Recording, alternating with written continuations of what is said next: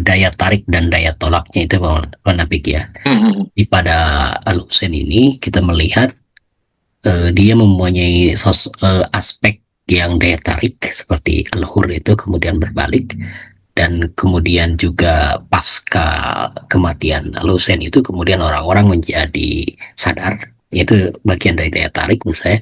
Hmm. Tapi juga eh, tidak menyangkal adanya daya tolak juga Pak Nafik ya, seperti yang dalam sekarang ini pasti dua dua hal itu terjadi itu, ada yang menolak dan ada yang menarik gitu ya kayak gitu.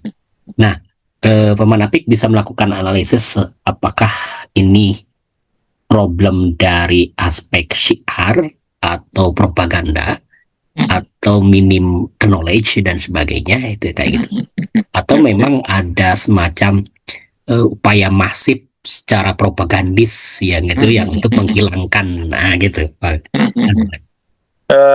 Benar Ustadz Aksa ini. Daya tarik dan daya tolak. Nah, daya tolak ini terjadi terutama itu ketika terjadi satu, kalau tadi istilahnya tentang knowledge juga ya, propaganda ya, tentang penyempitan knowledge ya, katanya. Nah, penyempit. Nah, penyempitan knowledge. Orang itu ketika knowledge-nya sempit, pengetahuannya itu sempit, wawasannya sempit, maka orang itu menjadi takut. Karena kalau dia sempit, dia takut kalau luas nanti jangan-jangan orang lain yang benar. Saya jadi takut salah gitu. Makanya karena saya sempit, maka saya harus menolak yang lain. Jangan-jangan ajaran Imam Al-Husain itu yang benar, berarti saya salah. Jangan begitu, berarti Al-Husain aja yang disalahkan gitu. Nah, karena orang ini sempit gitu. Nah, yang sempit sekarang itu yang terjadi kan, sekarang di zaman kita sekarang itu kan kita kapitalisme yang sangat kuat ya. Dorongan untuk mendapatkan uang, untuk mendapatkan kekuasaan itu kan sangat kuat. Itu sebenarnya pandangan yang sempit, pandangan yang sempit. Nah, orang-orang yang pandangannya sempit ini memang ada kecenderungan kalau ada sesuatu yang berbeda dan ada kemungkinan yang berbeda itu benar, dia akan menolak. Jangan gitu. Jangan sampai, oh, misalkan jangankan diajak ke Imam Al Husain, diajak mampir ke pengajian atau ke masjid aja, jangan. Jangan nanti saya jadi ketahuan. Saya kalau malam hari ke sana kemari ini dan nanti saya jadi tahu salah. Jangan.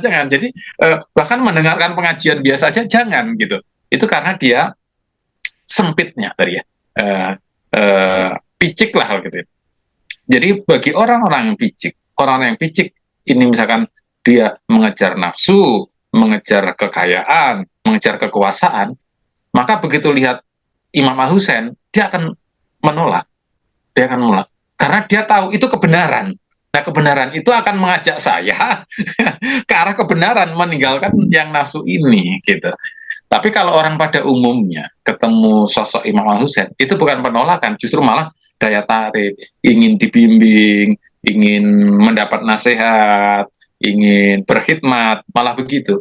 Nah, orang-orang pada umumnya sebenarnya mendengarkan pengajian juga mau kok dengerin. Tapi hanya orang-orang yang dikejar-kejar oleh target keuangan, target kerja, nah itu yang dia tidak sempat. Nah, jangan ajak pengajian lah, saya sedang sibuk ini. Karena takut nanti kalau pengajian akhirnya pekerjaannya berkurang. Nah, gitu juga kan. Nah, jadi menurut saya daya tolaknya di sana Ustaz Hasan. Daya tolak itu terjadi karena seseorang itu terlalu sempit, terlalu narrow ya, narrowness terlalu picik, nah sehingga dia akan menolak kebenaran.